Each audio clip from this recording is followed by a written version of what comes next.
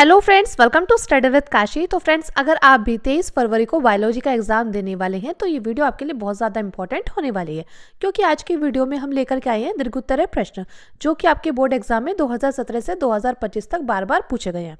और फ्रेंड्स, हम सभी जानते हैं दीर्घोत्तरीय प्रश्न हमारे बोर्ड एग्जाम में डायरेक्टली 15 मार्क्स के पूछे जाते हैं।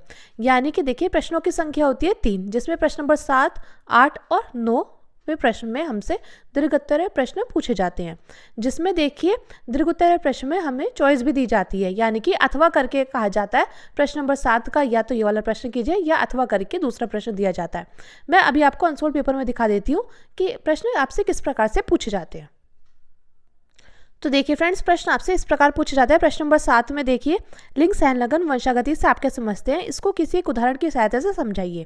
देखिए, या तो आपको ये वाला क्वेश्चन करना होगा या ये वाला क्वेश्चन करना होगा, क्योंकि देखिए अथवा का मतलब होता है या यानी कि आपने अगर इनमें से कोई सा भी एक क्वेश्चन का आंसर दे दिया तो आपके 5 नंबर बिल्कुल पक्के हैं।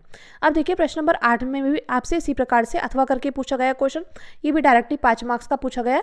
अब देखिए, प्रश्न नंबर 9, द्विसंकर क्रॉस की चेकर बोर्ड की सहायता से समझाइए। या तो आपको ये वाला प्रश्न करना होगा या ये वाला प्रश्न करना होगा। यानी कि प्रश्न नंबर 7, 8 और 9 में दीर्घोत्तरीय प्रश्न पूछे जाते हैं, जो कि 15 मार्क्स के पूछे जाते हैं। यानी कि हम कह सकते हैं कि प्रश्नों की संख्या होती है 3, जिसमें प्रत्येक क्वेश्चन 5-5 मार्क्स का, यानी कि कुल मिलाकर 15 मार्क्स के हमारे दीर्घोत्तरीय प्रश्न पूछे जाते हैं। तो फ्रेंड्स, अगर आपको 15 नंबर पक्के करने हैं तो सिर्फ ये वीडियो अच्छे से कर लीजिए, आपके 15 नंबर बिल्कुल पक्के हो जाएंगे। तो चलिए फ्रेंड्स, हम अपनी वीडियो को स्टार्ट करते हैं। देखिए, इसमें हमारा पहला क्वेश्चन है, मादा प्राइमेटो में आतर्व चक्र के पुटकीय एवं स्रावी प्रावस्था में हार्मोन की भूमिका का वर्णन कीजिए।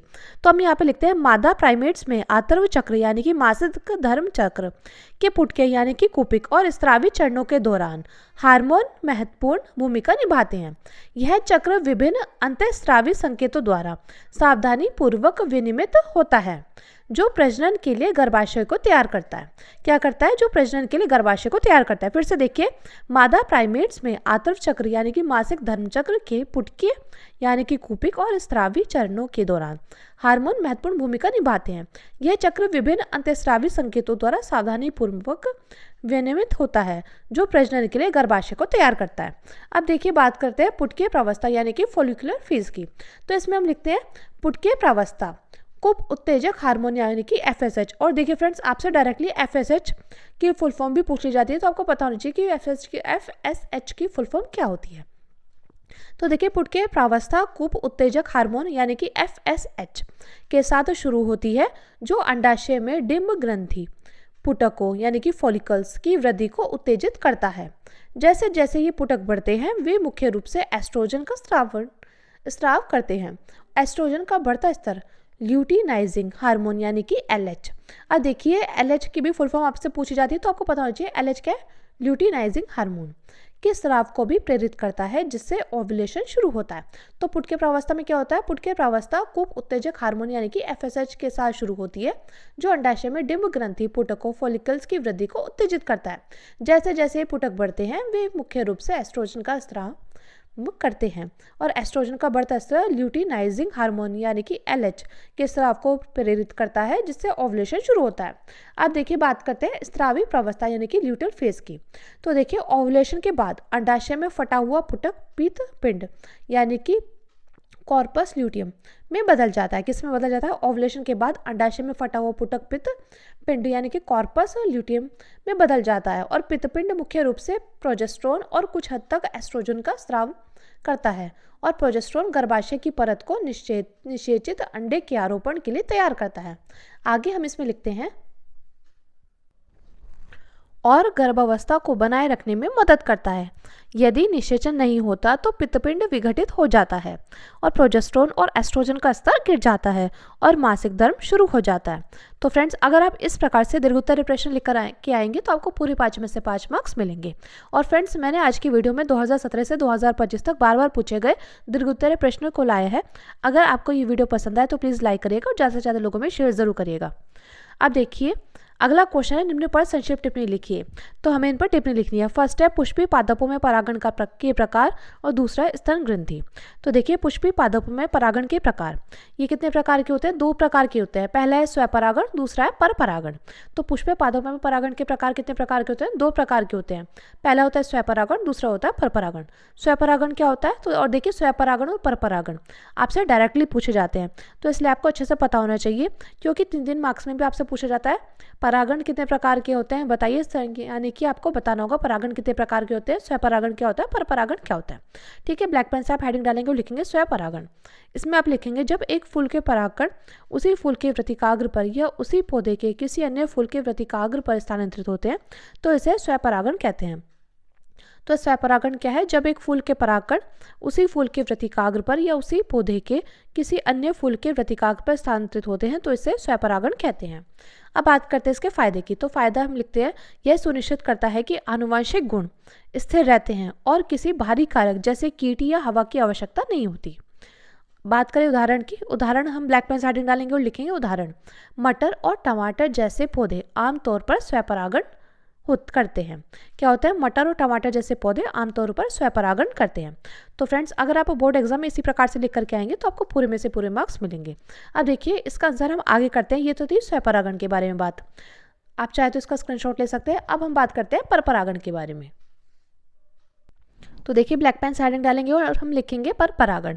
इसमें हम लिखेंगे जब एक फूल के परागकण उसी प्रजाति के किसी दूसरे पौधे पर लगे फूल के वृत्तिकाग्र पर स्थानांतरित होते हैं तो उसे परपरागण कहते हैं। बात करें इसके फायदे की, फायदे में हम लिखेंगे यह आनुवंशिक विविधता पैदा करता है जिससे नई प्रजातियों के विकास और रोगों के प्रति प्रतिरोध की संभावना बढ़ जाती है। उदाहरण है मक्का, सेब और कई अन्य फल और सब्जियां परपरागण पर निर्भर करती हैं। अब देखते हैं परपरागण के कारक। अब देखिए परपरागण के कारक में परपरागण के लिए अक्सर बाहरी कारकों की आवश्यकता होती है जो 2 प्रकार के होते हैं। पहला है जैविक कारक और दूसरा है अजैविक कारक। तो जैविक कारक में हम लिखते हैं मधुमक्खियां, तितलियां, पक्षी और चमगादड़ जैसे जानवर। तो जैविक कारक में क्या है? मधुमक्खियां, तितलियां, पक्षी और चमगादड़ जैसे जानवर। और बात करें अजैविक कारक की तो हवा और पानी। अब बात करते हैं स्तन ग्रंथि। अब देखिए डायरेक्टली आपसे पूछा गया था कि स्तन ग्रंथि और परागण पर टिप्पणी लिखिए। तो देखिए बात करें स्तन ग्रंथि की तो एक विशिष्ट ग्रंथि है जो स्तनधारियों में दूध यानी कि स्तनपान का उत्पादन करती है। तो स्तन ग्रंथि क्या है? एक विशिष्ट ग्रंथि है जो स्तनधारियों में दूध यानी कि स्तनपान का उत्पादन करती है। यह पुरुषों और महिलाओं दोनों में होती है, लेकिन महिलाओं में पूरी तरह विकसित होती है और बच्चे के जन्म के बाद दूध बनाने का काम करती है। यह वास्तव में रूपांतरित पसीने की ग्रंथियां हैं जो संयोजी ऊतक। अब इसके आगे हम लिखते हैं वसा और दूध बनाने वाली नलिकाओं और एल्वियोली से बनी होती है। अब इसका कार्य क्या होता है? कार्य होता है दूध का उत्पादन करना जो नवजात शिशु के पोषण के लिए आवश्यक है। क्या कार्य होता है इसका? इसका कार्य होता है दूध का उत्पादन करना जो नवजात शिशु के पोषण के लिए आवश्यक है। बात करें इसकी संरचना की तो संरचना यह संयोजी ऊतक है। वसा दूध बनाने वाली नलिकाओं और एल्वियोली से बनी होती है। संरचना क्या होती है? यह संयोजी ऊतक है। वसा दूध बनाने वाली नलिकाओं और एल्वियोली से बनी होती है। बात करें इसके स्थान की तो स्थान इसका वक्ष यानी कि छाती के अग्रभाग के में पेक्टोरल्स मेजर मांसपेशी के ऊपर स्थित होती है। बात करें इसके नियंत्रण की तो इसका नियंत्रण होगा हार्मोनल परिवर्तनों यानी कि प्रोलैक्टिन, ऑक्सीटोसिन द्वारा नियंत्रित होती है जो दूध उत्पादन और निष्कासन को प्रेरित करती है। तो फ्रेंड्स अगर आप इस प्रकार से लिख करके आएंगे तो आपको पूरे में से पूरे मार्क्स मिलेंगे। अब देखिए अगला क्वेश्चन हमारा, अब देखिए अगला क्वेश्चन है परिवार नियोजन की विभिन्न विधियों का विस्तृत वर्णन कीजिए। तो हम यहाँ पर परिवार नियोजन की विभिन्न विधियों का विस्तृत वर्णन करना होगा। तो हम ब्लैक पेन से हेडिंग डालेंगे और लिखेंगे परिवार नियोजन। इसमें लिखेंगे परिवार कल्याण हेतु बच्चों की संख्या सीमित कर परिवार को नियोजित करने की प्रक्रिया को परिवार नियोजन कहते हैं। तो परिवार नियोजन कैसे कहते हैं? परिवार कल्याण हेतु बच्चों की संख्या सीमित कर परिवार को नियोजित करने की प्रक्रिया को परिवार नियोजन कहते हैं। अब परिवार नियोजन की विधियां, इसमें हम लिखते हैं परिवार नियोजन की प्रमुख विधियां निम्नलिखित है। पहली है अस्थायी विधियां। इसमें परिवार नियोजन के निम्नलिखित उपाय आते हैं। पहला आता है निरोध। निरोध ब्लैक पेन से हेडिंग डालेंगे और लिखेंगे निरोध। लैंगिक संपर्क के समय पुरुषों को निरोध का प्रयोग करना चाहिए, इससे गर्भधारण नहीं होता है। आगे देखिए, आगे लिखते हैं लूप अथवा कॉपर्टी।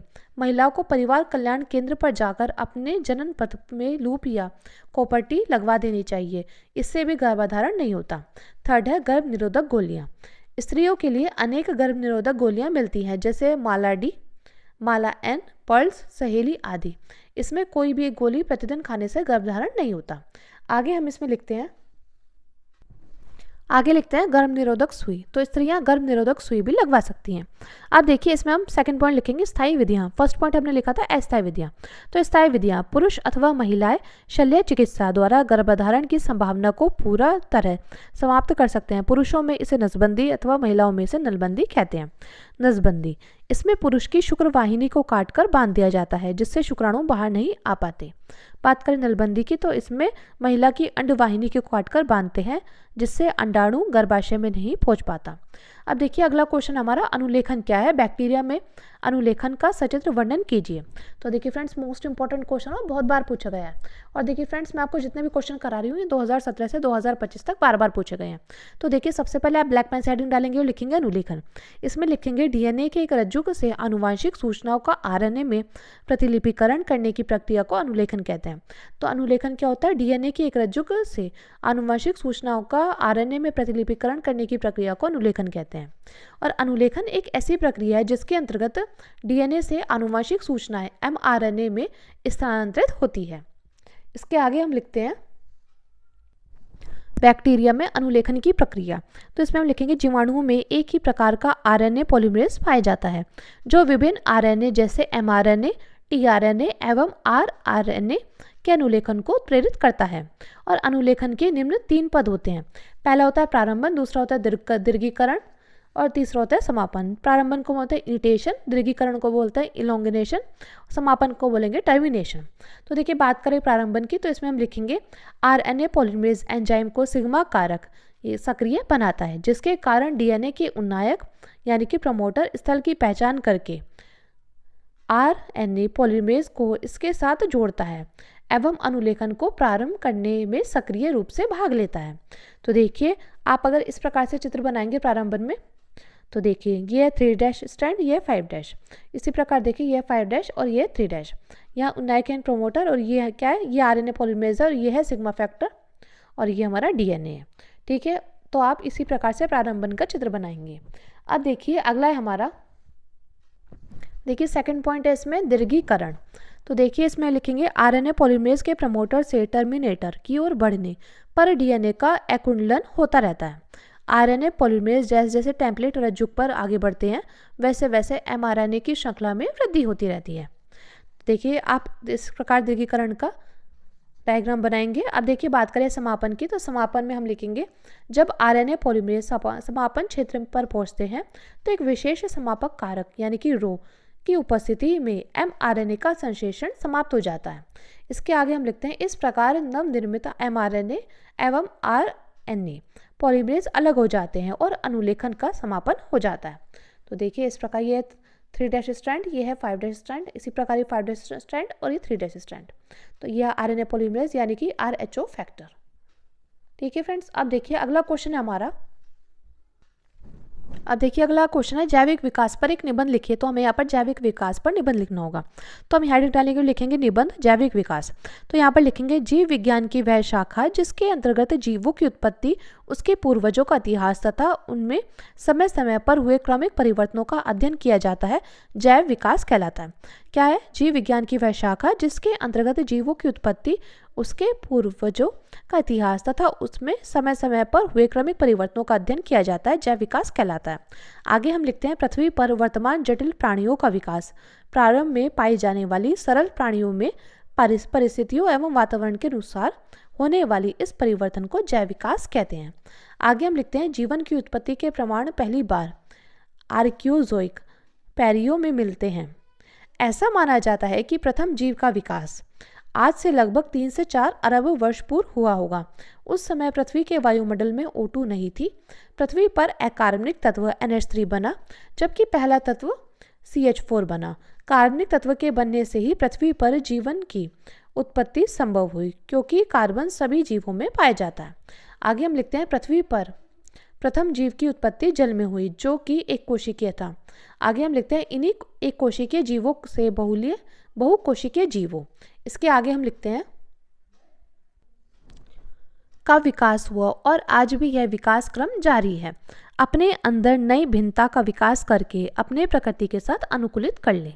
प्राकृतिक चयन के अनुसार वे जीव जो अपने वातावरण में अधिक अनुकूल होते हैं वे जीवित रहते हैं और प्रजनन करते हैं, जिससे उनके लक्षण अगली पीढ़ी तक पहुंचते हैं। इस प्रक्रिया से विभिन्न प्रजातियों का विकास होता है। तो फ्रेंड्स, अगर आप इस प्रकार से ये निबंध लेकर के आएंगे तो आपको पूरे 5 में से 5 मार्क्स मिलेंगे। और देखिए, मैं आपको बताती हूँ कि आपको निबंध कैसे लिखना है। आप देखिए, ये जो मैंने आपको निबंध लिख कर दिया है, आप इसको 2 से 3 बार पढ़िएगा, आपको अच्छे से समझ में आ जाएगा कि आपको निबंध कैसे लिखना है। देखिए, आपको रटना नहीं है, वहाँ पर आपको बस खुद से लिखना होगा, अपने शब्दों में आपको निबंध को लिखना है। अब देखिए, अगला क्वेश्चन हमारा जैव विविधता संरक्षण से आपके समझते हैं स्वस्थानीय एवं बाह्यस्थानीय संरक्षण में विभेद कीजिए। तो देखिए, सबसे पहले हम लिखेंगे जैव विविधता। इसमें लिखेंगे जैव विविधता पृथ्वी पर जीवन की विविधता को संदर्भित करती है। यह जीवों की विभिन्न प्रजातियों, उनके आवासों और जीनों की विविधता को शामिल करती है। इसे ही जैव विविधता कहते हैं। आगे हम लिखते हैं जैव विविधता के 3 घटक होते हैं। कौन कौन से? पहला है प्रजाति विविधता। इसमें क्या होता है? इसमें विभिन्न प्रजातियों की संख्या और विविधता। दूसरी है जीन विविधता। इसमें एक प्रजाति के भीतर जीनों की विविधता। थर्ड है आवास विविधता। तो इसमें क्या होता है? विभिन्न प्रकार के आवास और पारिस्थितिक तंत्र। इसके आगे हम लिखते हैं, इसके आगे हम ब्लैक पेन से हेडिंग डालेंगे और लिखेंगे संरक्षण की आवश्यकता। इसमें हम लिखेंगे मनुष्य न केवल भोजन और पानी के लिए बल्कि जिस भूमि पर वे रहते हैं उसके लिए भी पृथ्वी के भूगोल पर निर्भर है। परिणाम स्वरूप भूगोल वर्तमान और साथ ही भविष्य की पीढ़ियों के लिए महत्वपूर्ण है। पर्यावरण संरक्षण महत्वपूर्ण है क्योंकि यह ओजोन परत की रक्षा, भविष्य की पीढ़ियों के लिए पर्यावरण को बनाए रखने, पीने के पानी को संरक्षित करने और गैर अक्षय संपत्तियों के वैध उपयोग जैसे महत्वपूर्ण मुद्दों से निपटता है। आगे हम लिखते हैं जैव विविधता संरक्षण के प्रकार। तो 2 प्रकार होते हैं। पहला होता है स्वस्थानीय संरक्षण, दूसरा होता है बाह्य स्थानीय संरक्षण। आप देखिए, कई बार हमसे डायरेक्टली इसमें अंतर पूछ लिया जाता है, स्वस्थानीय संरक्षण और बाह्य स्थानीय संरक्षण में विभेद कीजिए। तो हम एक साइड लिखेंगे स्वस्थानीय संरक्षण, दूसरी साइड लिख देंगे बाह्य स्थानीय संरक्षण। तो स्वस्थानीय संरक्षण में हम लिखेंगे यहाँ वन्य जीवों एवं पादपों को उनके प्राकृतिक आवास में संरक्षित किया जाता है, जैसे बायोस्फीयर रिजर्व। आगे लिखेंगे बाह्य स्थानीय संरक्षण। इसमें लिखेंगे यहाँ वन्य जीवों एवं पादपों को उनके प्राकृतिक आवास से निकलकर कृत्रिम आवास में सुरक्षित किया जाता है, जैसे जू। आगे हम लिखेंगे स्वस्थानीय संरक्षण में यह संरक्षण की प्राकृतिक विधि है, और बाह्य स्थानीय संरक्षण में हम लिखेंगे यह संरक्षण की कृत्रिम विधि है। यह बात आपको ध्यान रखनी है कि स्वस्थानीय संरक्षण क्या है? प्राकृतिक विधि, और बाह्य स्थानीय है कृत्रिम विधि। इसमें आगे हम लिखते हैं इसमें अधिक स्थान की आवश्यकता होती है, लेकिन बाह्य स्थानीय संरक्षण में कम स्थान की आवश्यकता होती है। आगे हम लिखते हैं इसमें पुनर्वास केंद्रों की स्थापना नहीं की जाती, लेकिन बाह्य स्थानीय संरक्षण में इसमें पुनर्वास केंद्रों की स्थापना की जाती है। तो फ्रेंड्स, अगर आप इस प्रकार से क्वेश्चन लिख करके आएंगे तो आपको पूरे 5 में से 5 मार्क्स मिलेंगे। अब देखिए, अगला क्वेश्चन हमारा, अब देखिए अगला क्वेश्चन है समष्टि क्या है, इसके गुणों का विस्तार से वर्णन कीजिए। तो हम इसमें लिखेंगे समष्टि क्या है। तो ब्लैक पेन से हेडिंग डालेंगे और लिखेंगे समष्टि। तो एक निश्चित भौगोलिक क्षेत्र में किसी नियत समय पर निवास करने वाले एक ही प्रजाति के जीवधारियों की संख्या उस जीव की समष्टि कहलाती है। तो समष्टि क्या होती है? एक निश्चित भौगोलिक क्षेत्र में किसी नियत समय पर निवास करने वाले एक ही प्रजाति के जीवधारियों की संख्या उस जीव की समष्टि कहलाती है। अब बात करते हैं समष्टि के गुण की। तो इसमें हम लिखेंगे एक समष्टि में कुछ ऐसे गुण होते हैं जो एकाकी जीव में नहीं पाए जाते, जैसे जन्म दर व मृत्यु दर, लिंग अनुपात, आयु वितरण आदि।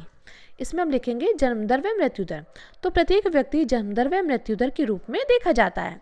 समष्टि के सदस्यों की संख्या में परिवर्तन वृद्धि या कमी के रूप में प्रकट किया जाता है। आगे बात करें लिंग अनुपात की, तो एक जीव को नर या मादा के रूप में देखा जाता है, लेकिन समष्टि में लिंग अनुपात का गुण होता है। आगे देखिए, आगे बात करें आयु वितरण की, तो किसी भी नियत समय पर समष्टि भिन्न भिन्न आयु के जीवों से मिलकर बनती है, और किसी समष्टि में विभिन्न आयु वर्ग के जीवों की आपेक्षिक बहुलता उस समष्टि का आयु वितरण कहलाती है। अब देखिए अगला क्वेश्चन है हमारा, अब देखिए अगला क्वेश्चन है असीम केंद्रिकी में अनुलेखन की क्रियाविधि का संक्षिप्त वर्णन कीजिए। अब देखिए फ्रेंड्स, ये क्वेश्चन 3 बार पूछा गया है। 2017 की बात करें, 18 की बात करें, 20 की बात करें, 25 में तो बहुत सारे पेपर सेट में आपको यही क्वेश्चन देखने को मिलेगा। तो देखिए, आपको इसको अच्छे से तैयार कर लेना है। असीम केंद्रिकी में अनुलेखन की क्रियाविधि का संक्षिप्त वर्णन कीजिए। तो असीम केंद्रिकी जीवों में अनुलेखन की क्रियाविधि एक संक्षिप्त प्रक्रिया है जो कोशिका द्रव्य में होती है। इसमें आनुवंशिक जानकारी डीएनए से आरएनए में प्रवाहित होती है, और यह कोशिका डीएनए निर्भर आरएनए पॉलीमरेज एंजाइम द्वारा उत्प्रेरित होती है। यह क्रियाविधि मुख्य रूप से 3 चरणों में होती है। पहले होते हैं प्रारंभन, दूसरी होती है दीर्घीकरण और तीसरी होती है समापन। तो प्रारंभन यानी कि न्यूटेशन, इसमें देखिए आरएनए पॉलीमरेज एंजाइम डीएनए के एक विशिष्ट क्षेत्र से जुड़ता है जिसे प्रमोटर कहा जाता है, और इससे डीएनए की दोहरी कुंडली खुल जाती है जिससे एंजाइम डीएनए स्ट्रैंड्स में से एक पर मौजूद क्षारकों को पढ़ पाता है। आगे देखिए बात करें दीर्घीकरण की, यानी कि एलोंगिनेशन। तो इसमें हम लिखते हैं आरएनए पॉलीमरेज डीएनए के केवल एक स्ट्रैंड को टेम्पलेट स्ट्रैंड के रूप में प्रयोग करता है। आगे हम इसमें लिखते हैं यह टेम्पलेट स्ट्रैंड के पूरक राइबोन्यूक्लियोटाइड्स को जोड़कर एक नया अणु आरएनए अणु बनाता है। इस प्रक्रिया के दौरान डीएनए में मौजूद एडेनिन यूरेसिल के साथ जुड़ता है। थाइमिन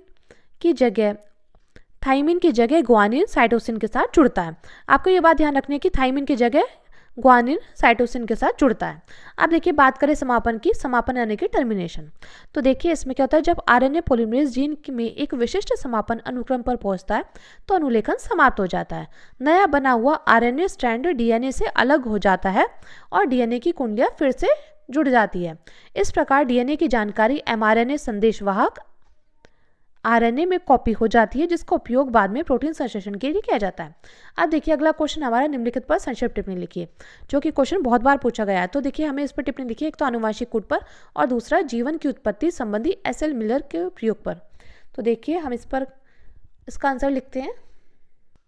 तो देखिए सबसे पहले हम लिखेंगे आनुवंशिक कूट यानी कि जेनेटिक कोड। इसमें हम लिखेंगे संदेशवाहक आरएनए में उपस्थित 3 क्षारकों का एक समूह जो एक एमिनो अम्ल को पहचानता है आनुवंशिक कूट कहलाता है। तो संदेशवाहक आरएनए में उपस्थित 3 क्षारकों का एक समूह जो एक एमिनो अम्ल को पहचानता है आनुवंशिक कूट कहलाता है। आगे देखिए क्रिक वैज्ञानिक ने बताया कि 3 क्षारकों का एक वह क्रम है जो एक एमिनो अम्ल को कोड करता है। 3 क्षारकों के विभिन्न संयोगों से 64 कोड बनते हैं। और हरगोविंद खुराना ने बताया कि आरएनए में स्थित नाइट्रोजनी क्षारकों का वह अनुक्रम है जो सभी कोडोन यानी कि 64 मिलकर 20 एमिनो अम्ल को बनाते हैं। आगे बात करें इसकी विशेषताएं की, तो विशेषताएं पहली है त्रिक कूट। एमआरएनए के 3 क्षारकों का क्रम एक एमिनो अम्ल का आनुवंशिक कूट होता है, जैसे एयूजी मैथियोनीन को कोडित करता है। और बात करें असंगत कूट की, तो यह एक विशेष आनुवंशिक कूट होता है। यह हमेशा एमिनो अम्ल को कोडित करता है, यह 2 या 2 से अधिक एमिनो अम्ल को कोडित नहीं करता, जैसे यूयूयू यानी कि फेनिल एलाइन। अब देखिए इसी में हम आगे लिखेंगे। अब देखिए अगला है अपहासित कूट। इसमें हम लिखेंगे इसका अर्थ है कि एक एमिनो अम्ल के लिए एक से अधिक कूटों का उपयोग किया जा सकता है, जैसे यूयूयू यानी कि फेनिल एलानिन। आगे है यूएसी यानी कि फेनिल एलानिन। अब देखिए अगला है सार्वभौमिक कूट। इसमें हम लिखते हैं एक आनुवंशिक कूट सभी जीवों में उसी एमिनो अम्ल को कोडित करता है, जैसे यूयूयू फेनिल एलानिन। अब देखिए अगला हमसे पूछा गया था जीवन की उत्पत्ति संबंधी एसएल मिलर का प्रयोग। अब देखिए फ्रेंड्स ये क्वेश्चन इतना इंपॉर्टेंट है कि डायरेक्टली आपसे पूछा जाता है कि जीवन की उत्पत्ति संबंधी एसएल मिलर का प्रयोग बताइए, तो आपको इसके बारे में अच्छे से पता होना चाहिए। तो हम इसमें लिखते हैं स्टैनले मिलर नामक वैज्ञानिक ने जीवन की उत्पत्ति के संदर्भ में एक प्रयोग किया। उन्होंने प्राचीन पृथ्वी पर पाए जाने वाले वातावरण की परिस्थितियों को प्रयोगशाला में उत्पन्न किया। मिलर ने एक बड़े फ्लास्क में मीथेन, अमोनिया तथा हाइड्रोजन गैस को 2:1:2 के अनुपात में मिलाया। गैसीय मिश्रण को टंगस्टन के इलेक्ट्रोड द्वारा गर्म किया गया। दूसरे फ्लास्क में जल को उबालकर जलवाष्प बनाई, जिसे एक मुड़ी हुई कांच की नली द्वारा बड़े फ्लास्क में प्रवाहित किया। इसके आगे हम लिखते हैं। अब देखिए ये इस प्रकार से चित्र है। यहाँ पर देखिए ये गैसें भरी हुई हैं CH4NH3H2 और ये क्या है, ये उबलता हुआ जल है, ये टोटी है, ये कंडेंसर है, ये विद्युत विसर्जन हो रहा है यहाँ पर, ये क्या है, और ये आपको यहाँ पर इलेक्ट्रोड्स दिखाई दे रहे हैं, ठीक है। और इसमें गैसें भरी हुई हैं। ये गैसें के बारे में आपको पता होना चाहिए कौन कौन सी गैस भरी हुई हैं, क्योंकि डायरेक्टली आपसे पूछा जाता है। और अगर आप इस प्रकार से चित्र बना करके आएंगे तो आपको पूरे 5 में से 5 मार्क्स मिलेंगे। अब इसमें लिखा है कार्बनिक यौगिक युक्त जल, शर्करा, एलिनिन, ग्लाइसिन आदि। अब देखिए इसके आगे हम लिखते हैं। इसके बाद दोनों के मिलने से बने मिश्रण को कंडेंसर द्वारा ठंडा किया गया और ठंडे मिश्रण को एक यू आकार की नली में एकत्रित किया गया, जो गंदे लाल रंग का द्रव था। 1 सप्ताह तक इस प्रयोग को करने के बाद इसका निरीक्षण करने पर इसमें ग्लाइसिन, एलेनिन नामक अमीनो अम्ल तथा अन्य जटिल कार्बनिक यौगिकों का निर्माण हो गया था। अब देखिए फ्रेंड्स, हमारा अगला मोस्ट इंपॉर्टेंट क्वेश्चन है, समष्टि वृद्धि के विभिन्न मॉडल का संक्षिप्त विवरण दीजिए। तो हमें यहाँ पर समष्टि वृद्धि के विभिन्न मॉडल का संक्षिप्त वर्णन करना होगा। तो हम यहाँ पर लिखते हैं समष्टि वृद्धि यानी कि पॉपुलेशन ग्रोथ के विभिन्न मॉडल बताते हैं कि समय के साथ जनसंख्या कैसे बदलती है, जिसमें मुख्य रूप से 2 मॉडल हैं। इसके आगे हम लिखते हैं चरघातांकी वृद्धि यानी कि जे आकार वक्र, तो जो असीमित संसाधनों में तेजी से वृद्धि दिखाता है, और लॉजिस्टिक वृद्धि यानी कि एस आकार वक्र, जो पर्यावरणीय प्रतिरोध जैसे भोजन की कमी, परभक्षण के कारण संसाधनों की सीमा के कारण वृद्धि को धीमा कर देता है, अतः वहन क्षमता पर स्थिर हो जाता है। अब देखिए समष्टि वृद्धि के प्रमुख मॉडल, पहला है चरघातांकी वृद्धि यानी कि एक्सपोनेंशियल ग्रोथ, जिसे जे कर्व भी बोलते हैं। तो इसमें लिखते हैं जब किसी समष्टि के पास असीमित संसाधन जैसे भोजन स्थान हो और कोई पर्यावरणीय बाधा न हो तो जनसंख्या तेजी से बढ़ती है। वक्र, यह एक जे आकार का वक्र बनाता है जिसमें वृद्धि दर लगातार बढ़ जाती है। समीकरण इसकी dn/dt is equal to Rn, जहाँ R आंतरिक वृद्धि की दर है, n जनसंख्या है। अब देखिए क्या ये जे वक्र है, यहाँ पर समष्टि का आकार है, ये प्रारंभिक अवस्था है, ये चरघातांक की अवस्था है, और यह है वहन क्षमता। इसके आगे हम लिखते हैं लॉजिस्टिक वृद्धि। तो देखिए लॉजिस्टिक वृद्धि में हम लिखेंगे लॉजिस्टिक ग्रोथ यानी कि एस कर्व। इसमें हम लिखेंगे अवधारणा, तो प्रकृति में संसाधन सीमित होते हैं, जैसे जैसे जनसंख्या बढ़ती है संसाधनों के लिए प्रतिस्पर्धा बढ़ती है और वृद्धि धीमी हो जाती है, जो अंततः आवास की वहन क्षमता यानी कि के तक पहुंचकर रुक जाती है। वक्र, यह एक एस यानी कि सिग्मोइड आकार का वक्र बनाता है। महत्व, यह अधिक यथार्थवादी है क्योंकि यह पर्यावरणीय प्रतिरोध को शामिल करता है। बात करें इसकी समीकरण की, तो इसकी समीकरण dn/dt is equal to Rn bracket में 1 - n/k, जहाँ पर k क्या वहन क्षमता है, और आपको देखिए ये एस आकार का वक्र दिखाई दे रहा होगा, ये समष्टि का आकार है, ये प्रारंभिक अवस्था है, त्वरण अवस्था, और ये साम्यावस्था, और ये हमारी वहन क्षमता है। तो फ्रेंड्स अगर आप इस प्रकार से बोर्ड एग्जाम में लिख करके आएंगे तो आपको पूरे में से पूरे मार्क्स मिलेंगे। अब देखिए अगला क्वेश्चन हमारा, पारतंत्र में ऊर्जा प्रवाह का विस्तार से वर्णन कीजिए। और फ्रेंड्स मैं आपको यकीन दिलाती हूँ कि ये 15 नंबर के क्वेश्चन, यानी कि आपने अगर ये क्वेश्चंस लॉन्ग क्वेश्चन अच्छे से तैयार कर लें तो आपके 15 नंबर लाने से कोई नहीं रोक सकता, क्योंकि वो क्वेश्चन है जो कि हर साल पूछे जाते हैं। और देखिए हमारा जो बायोलॉजी का सिलेबस है वो बिल्कुल फिक्स है, और जब सिलेबस फिक्स होता है तो क्वेश्चन हमारे हर बार रिपीट होते हैं। अब देखिए अगला क्वेश्चन है, पारतंत्र में ऊर्जा प्रवाह का विस्तार से वर्णन कीजिए। तो हमें यहाँ पर पारतंत्र में ऊर्जा प्रवाह का विस्तार से वर्णन करना होगा। तो हम यहाँ पर लिखेंगे पारतंत्र में ऊर्जा का प्रवाह सूर्य से शुरू होकर उत्पादों यानी कि पौधों द्वारा रासायनिक ऊर्जा में बदला जाता है, और फिर एक दूसरे को खाने भोजन के जरिए उपभोक्ताओं यानी कि शाकाहारी मांसाहारी तक एक दिशात्मक तरीके से प्रवाहित होता है, जिसमें हर, इसके बाद हम लिखते हैं अगले स्तर पर 90% ऊर्जा ऊष्मा के रूप में नष्ट हो जाती है और केवल 10% ही अगले स्तर तक पहुंचती है। इसे ऊर्जा पिरामिड के जरिए दर्शाया जाता है। अब देखिए इस प्रकार आप देखिए, सबसे पहले होता है उत्पादक जो कि घास, फिर आता है प्राथमिक उपभोक्ता, फिर आता है द्वितीयक उपभोक्ता, और फिर आता है तृतीयक उपभोक्ता। तो ऊर्जा का प्रवाह इस तरीके से होता है। तो अब हम यहाँ पे लिखेंगे, हेडिंग डालेंगे ऊर्जा प्रवाह की प्रक्रिया। तो पहली हेडिंग डालेंगे सूर्य, तो ये ऊर्जा का प्राथमिक स्रोत है जहाँ से ऊर्जा पारतंत्र में प्रवेश करती है। अब बात करते हैं उत्पादक की, तो ये सूर्य के प्रकाश यानी कि प्रकाश संश्लेषण का उपयोग करके सौर ऊर्जा को रासायनिक ऊर्जा में बदलता है। अब लिखते हैं प्राथमिक उपभोक्ता, तो इसमें लिखता है ये पौधों को खाते हैं और ऊर्जा प्राप्त करते हैं जैसे हिरण। अब द्वितीयक उपभोक्ता में हम लिखते हैं ये प्राथमिक उपभोक्ता को खाते हैं। अब देखिए तृतीयक उपभोक्ता में लिखते हैं ये द्वितीयक उपभोक्ता को खाते हैं। और देखिए बात करें अब घटक की, तो इसमें हम लिखेंगे बैक्टीरिया, कवक, ये मृत जीवों से ऊर्जा प्राप्त करते हैं और पोषक तत्वों को वापस लौटाते हैं। तो फ्रेंड्स ये थे हमारे मोस्ट इंपॉर्टेंट दीर्घोत्तर प्रश्न, और देखिए अगर आपने ये तैयार कर लिया तो आपके 15 नंबर बिल्कुल पक्के हैं। तो फ्रेंड्स आज की वीडियो में इतना ही, मिलते हैं नेक्स्ट वीडियो में। Thank you, thanks for watching.